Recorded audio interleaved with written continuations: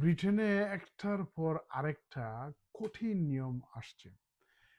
এই তো কিছুদিন আগে আমরা দেখলাম অ্যাসাইলামের ব্যাপারে অত্যন্ত শক্ত অবস্থান নিয়েছেন হোম সেক্রেটারি।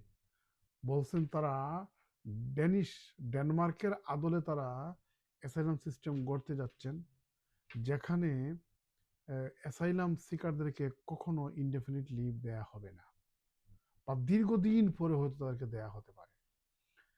আজকে আমরা যেটা পার্লামেন্টে দেখলাম, ইমিগ্রেশনের ক্ষেত্রেও তারা কড়াকড়ি করতে যাচ্ছেন। যেখানে 5 বছরের সেটেলড হওয়া যেত তাদের জন্য 10 বছর করবেন, 10 বছরের জায়গায় 20 বছর করবেন। আর ইললিগাল এন্ট্রেন্ট থাকলে 30 বছর পরে। আগে যেটা প্রাইভেট ফ্যামিলি লাইফে 2.5 বছর করে 10 বছর পরে পাওয়া যেত ইনডেফিনিট লিভ, ওইটা বেনিফিটে থাকলে ওইটা 20 বছর করবেন। এবং সেটেলমেন্টের জন্য তারা এ বি টু অর্থাৎ এই লেভেল স্ট্যান্ডার্ড ইংলিশের কম্পিটেন্সি রিকোয়ারমেন্ট নিয়ে আসবেন। তো মোট কথায় ব্রিটেন ইমিগ্রেন্টদের জন্য খুব টাফ হয়ে যাচ্ছে।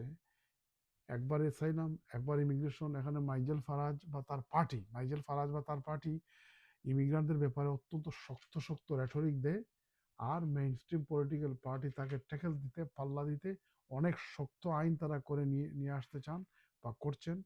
আর সবচেয়ে ভিকটিম বা বলির পাঠা হয়ে যাচ্ছেন ইমিগ্রান্ট কমিউনিটি। অর্থাৎ ইউকেতে একসময় বিভিন্ন দেশ থেকে পৃথিবীর লোকেরা আসতো, এখন সম্ভবত Britain is going to be unwelcoming country. সেখানে হয়তো ইমিগ্রান্টদেরকে আসতে সেখানে স্বাগত জানানো হবে না।